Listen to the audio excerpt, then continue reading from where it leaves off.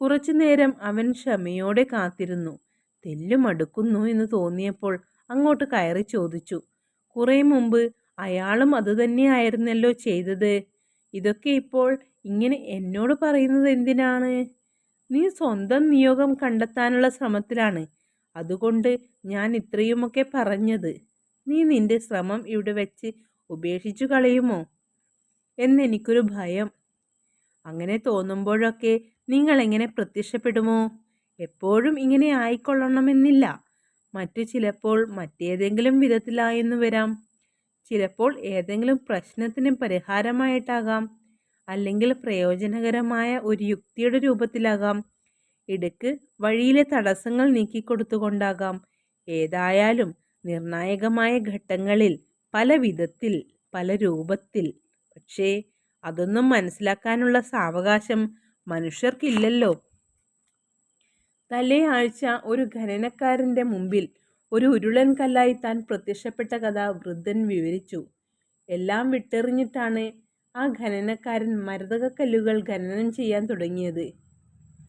ഏതോ ഒരു പുഴയോരത്ത് 5 കൊല്ലം തികച്ചും അയാൾ അധ്വാനിച്ചു. മരതകം കണ്ടെത്താനായി ഓരോ കല്ലും പൊറുക്കിയെടുത്ത് പരിശോധിച്ചു. അവസാനം വിജയത്തിൻ്റെ വക്കത്തെത്തി നിൽക്കവേ അടുത്ത ഒരു കല്ലുകൂടി പരിശോധിച്ചാൽ മതി, അയാളുടെ അതുവരെയുള്ള പരിശ്രമം സഫലമാകും. അതിനുള്ള സാവകാശമുണ്ടായില്ല. അപ്പോഴേക്കും അടുത്ത നിരാശനായി തിരച്ചിൽ മതിയാക്കി മടങ്ങിപ്പോകാൻ അയാൾ തീരുമാനിച്ചു. ആ നിമിഷത്തിലാണ് ഈ വയസ്സൻ രംഗപ്രവേശം ചെയ്തത്. പാവം, സഹായിക്കാതെ കഴിയുമോ? സർവസ്വവും ഉപേക്ഷിച്ച് ഇതുമാത്രമാണ് തൻ്റെ വഴിയെന്നുറപ്പിച്ച് ഇറങ്ങിത്തിരിച്ച ഒരുവനെ കൈവിടുന്നതെങ്ങനെ? സ്വയം ഒരു കല്ലായി വയസ്സൻ ആ പാവത്തിൻ്റെ കാൽച്ചുവട്ടിലേക്ക് ഉരുണ്ടു പിരണ്ടെത്തി. യാതൊരു പ്രയോജനവുമില്ലാതെ 5 കൊല്ലം മുഴുവൻ അധ്വാനിക്കേണ്ടി വന്നതിൻ്റെ അമർഷം, നിരാശ. അയാൾ ആ കല്ലെടുത്ത് ആഞ്ഞൊരേറ് കൊടുത്തു. അത് ഊക്കോടെ ചെന്ന് വീണത് മറ്റൊരു കല്ലിൽ. അതോടെ അത് പിളർന്ന് 2 കഷ്ണമായി. അപ്പോഴുണ്ട് അതിനകത്ത് അതിമനോഹരമായൊരു മരതകം. ഇത്രയും ഭംഗിയുള്ളൊരു രത്നം ഇതിനു മുമ്പ് ആരും കണ്ടിരിക്കാനിടയില്ല. മനുഷ്യൻ ജീവിതാരംഭത്തിൽ തൻ്റെ ലക്ഷ്യത്തെക്കുറിച്ച് ബോധവാനാണ്. പക്ഷേ എന്തുകൊണ്ടോ വളർന്നു വലുതാകുമ്പോഴേക്കും ആ ബോധം അവന് നഷ്ടപ്പെടുന്നു. എന്തുകൊണ്ടാണാവോ ഇങ്ങനെ? വയസ്സൻ്റെ വാക്കുകൾക്ക് ഒരു പരാതിയുടെ മട്ടുണ്ടായിരുന്നു. അവന് തോന്നി, ഇതാണ് പറ്റിയ സമയം. താൻ കണ്ടെത്താൻ പോകുന്ന നിധിയെക്കുറിച്ച് അയാൾ നേരത്തെ സൂചിപ്പിച്ചു കഴിഞ്ഞതാണല്ലോ. അതിനെക്കുറിച്ച് കൂടുതൽ എന്തെങ്കിലും അയാൾ പറഞ്ഞു തരുമോ? അവന് തെറ്റിയില്ല.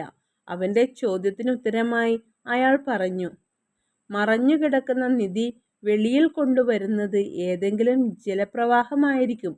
അതേ പ്രവാഹം തന്നെ അതിനെ മറച്ചും വെച്ചിരിക്കുന്നു. കൂടുതൽ അറിയണമെന്നുണ്ടെങ്കിൽ പറഞ്ഞു തരാം. പക്ഷേ പ്രതിഫലമായി നിന്റെ ആടുകളിൽ 10-1 എനിക്ക് കിട്ടണം. അപ്പോൾ എനിക്ക് കിട്ടാൻ പോകുന്ന നിധിയുടെ 10-1 ഭാഗം. നിധി കയ്യിൽ കിട്ടിയിട്ടില്ല. അതിനു മുമ്പേ അത് പങ്കുവയ്ക്കാമെന്ന് വാക്കുകൊടുക്കാൻ തുടങ്ങിയാൽ അവൻ ചെയ്തത് ശരിയായില്ല എന്ന ധ്വനി കലർന്നിരുന്നു. ഇങ്ങനെ പോയാൽ എന്തെങ്കിലും നേടിയെടുക്കണം എന്ന ഉത്സാഹം തന്നെ ഇല്ലാതെയാകും. തനിക്ക് കിട്ടാൻ പോകുന്ന നിധിയുടെ 10-1 അംശം ഒരു ജിപ്സിത്തള്ളയ്ക്ക് കൊടുത്തേക്കാമെന്ന് താൻ വാക്കുകൊടുത്തു കഴിഞ്ഞിരിക്കുന്നുവെന്ന് അവൻ അയാളോട് പറഞ്ഞു. അസ്സലായി. അല്ലെങ്കിലും ഇനിയൊരാളുടെ കയ്യിലുള്ളത് തട്ടിയെടുക്കാൻ അവരെപ്പോലെ സാമർത്ഥ്യം ആർക്കുണ്ട്? ഏതായാലും ഇപ്പോൾ മനസ്സിലായില്ലേ, എല്ലാറ്റിനും അതിൻ്റെതായൊരു വിലയുണ്ടെന്ന്. ആർക്കും ഒന്നും വെറുതെ കിട്ടില്ല. പ്രകാശത്തിൻ്റെ പോരാളികൾ പഠിപ്പിക്കുന്ന പാഠം അതാണ്. നീണ്ട ഒരു നെടുവേർപ്പോടെ അയാൾ അവനെ പുസ്തകം തിരിച്ചേൽപ്പിച്ചു. നാളെ ഇതേ സമയത്ത് നിന്റെ ആട്ടിൻകൂട്ടത്തിൻ്റെ 10-1 ഭാഗവുമായി ഇവിടെ തന്നെ വന്നു നിൽക്കണം. നീ അന്വേഷിക്കുന്ന നിധിയെപ്പറ്റി കൂടുതൽ വിവരങ്ങൾ അപ്പോൾ പറഞ്ഞു തരാം. തൽക്കാലം നമുക്ക് പിരിയാം. അവൻ നോക്കി നിൽക്കെ കവലയിലെ വളവ് തിരിഞ്ഞ് അയാൾ നടന്നു മറഞ്ഞു.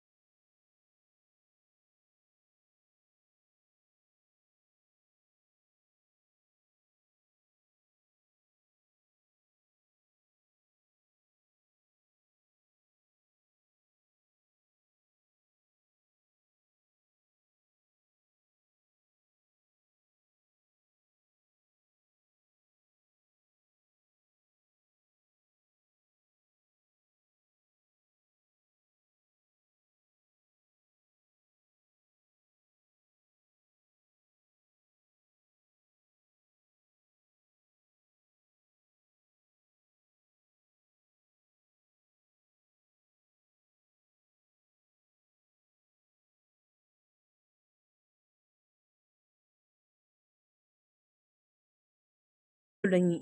ഏതോ ഒരു പേജ് പ്രത്യേകമായി എടുത്തു നിവർത്തി. പിന്നെ വായിക്കുന്നതിലായി ശ്രദ്ധ. കുറച്ചു നേരം അവൻ ക്ഷമയോടെ കാത്തിരുന്നു. തെല്ലുമടുക്കുന്നു എന്ന് തോന്നിയപ്പോൾ അങ്ങോട്ട് കയറി ചോദിച്ചു. കുറെ മുമ്പ് അയാളും അതുതന്നെയായിരുന്നല്ലോ ചെയ്തത്. ഇതൊക്കെ ഇപ്പോൾ ഇങ്ങനെ എന്നോട് പറയുന്നത് എന്തിനാണ്? നീ സ്വന്തം നിയോഗം കണ്ടെത്താനുള്ള ശ്രമത്തിലാണ്. അതുകൊണ്ട് ഞാൻ ഇത്രയുമൊക്കെ പറഞ്ഞത്. നീ നിന്റെ ശ്രമം ഇവിടെ വെച്ച് ഉപേക്ഷിച്ചു കളയുമോ എന്നെനിക്കൊരു ഭയം. അങ്ങനെ തോന്നുമ്പോഴൊക്കെ നിങ്ങൾ എങ്ങനെ പ്രത്യക്ഷപ്പെടുമോ? എപ്പോഴും ഇങ്ങനെ ആയിക്കൊള്ളണമെന്നില്ല. മറ്റു ചിലപ്പോൾ മറ്റേതെങ്കിലും വിധത്തിലായെന്നു വരാം. ചിലപ്പോൾ ഏതെങ്കിലും പ്രശ്നത്തിന് പരിഹാരമായിട്ടാകാം.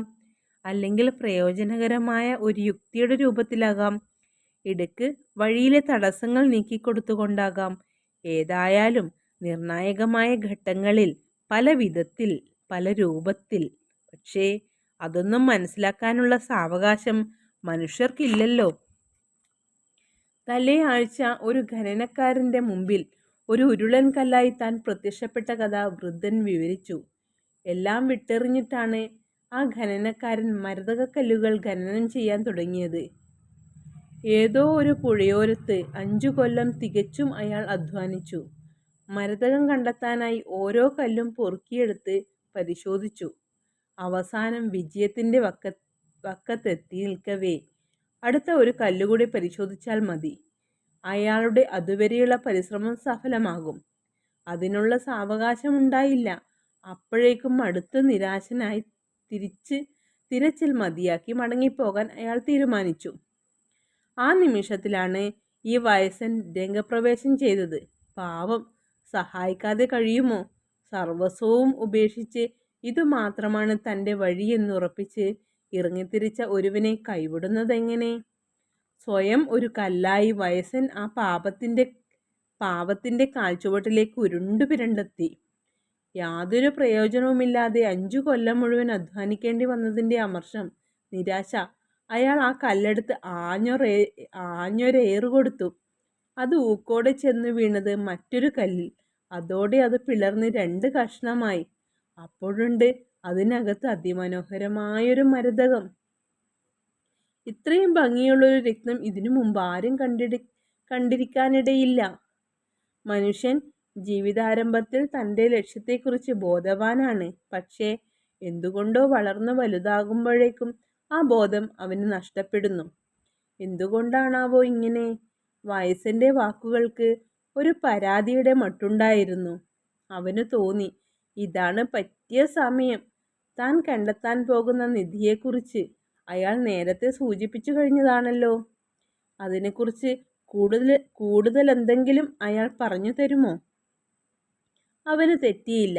അവൻ്റെ ചോദ്യത്തിനുത്തരമായി അയാൾ പറഞ്ഞു, മറഞ്ഞു കിടക്കുന്ന നിധി വെളിയിൽ കൊണ്ടുവരുന്നത് ഏതെങ്കിലും ജലപ്രവാഹമായിരിക്കും.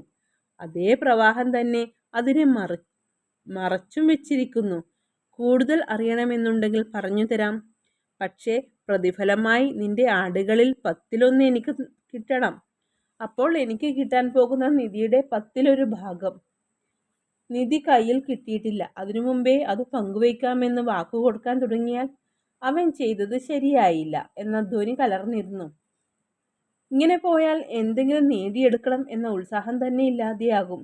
തനിക്ക് കിട്ടാൻ പോകുന്ന നിധിയുടെ 10-1 അംശം ഒരു ജിപ്സിത്തള്ളയ്ക്ക് കൊടുത്തേക്കാമെന്ന് താൻ വാക്കുകൊടുത്തു കഴിഞ്ഞിരിക്കുന്നുവെന്ന് അവൻ അയാളോട് പറഞ്ഞു. അസ്സലായി. അല്ലെങ്കിലും ഇനിയൊരാളുടെ കയ്യിലുള്ളത് തട്ടിയെടുക്കാൻ അവരെപ്പോലെ സാമർഥ്യം ആർക്കുണ്ട്? ഏതായാലും ഇപ്പോൾ മനസ്സിലായില്ലേ എല്ലാറ്റിനും അതിൻ്റേതായൊരു വിലയുണ്ടെന്ന്. ആർക്കും ഒന്നും വെറുതെ കിട്ടില്ല. പ്രകാശത്തിൻ്റെ പോരാളികൾ പഠിപ്പിക്കുന്ന പാഠം അതാണ്. നീണ്ട ഒരു നെടുവേർപ്പോടെ അയാൾ അവനെ പുസ്തകം തിരിച്ചേൽപ്പിച്ചു. നാളെ ഇതേ സമയത്ത് നിന്റെ ആട്ടിൻകൂട്ടത്തിൻ്റെ 10-1 ഭാഗവുമായി ഇവിടെ തന്നെ വന്നു നിൽക്കണം. നീ അന്വേഷിക്കുന്ന നിധിയെപ്പറ്റി കൂടുതൽ വിവരങ്ങൾ അപ്പോൾ പറഞ്ഞു തരാം. തൽക്കാലം നമുക്ക് പിരിയാം. അവൻ നോക്കി നിൽക്കെ കവലയിലെ വളവ് തിരിഞ്ഞ് അയാൾ നടന്നു മറഞ്ഞു.